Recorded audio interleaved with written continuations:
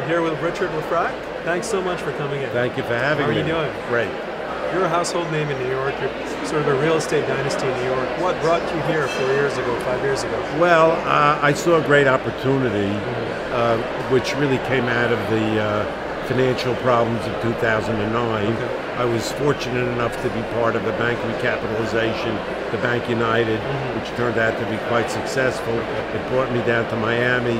I had an opportunity to get involved in another failed banking venture, which owned 2,000 condos here in Miami. I saw the appetite from Latin America for all of these units, how fast they were being purchased, and subsequently I bought with Barry Sternlicht the Gansevoort Hotel, which we're renovating now into a brand new. It will be called The One, open in February. Probably we're very excited about it.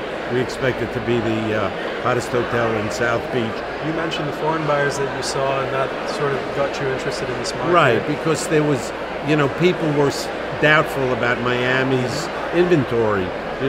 It's a 20-year supply, it'll never get absorbed.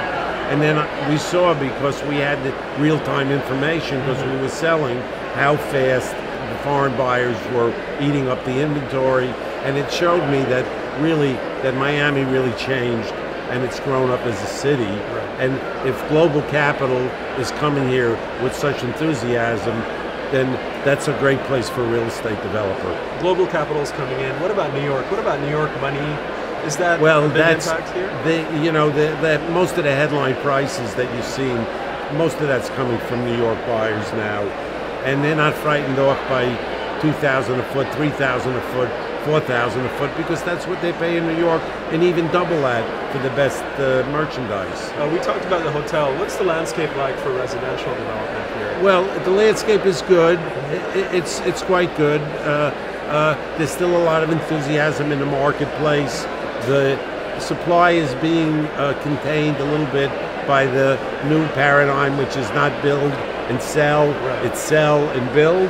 And so if you don't pre-sell enough units, you can't get your project off the ground.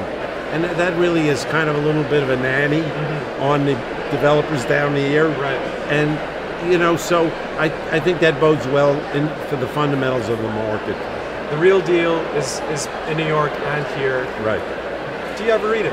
I read it every day. I get an email version every day of their their daily fact sheet, and I read it all the time. Why is that for you? Because I think they're a great source of information. Great source of information in both markets. Richard, thanks so much. Nice to be. Thank you for having me.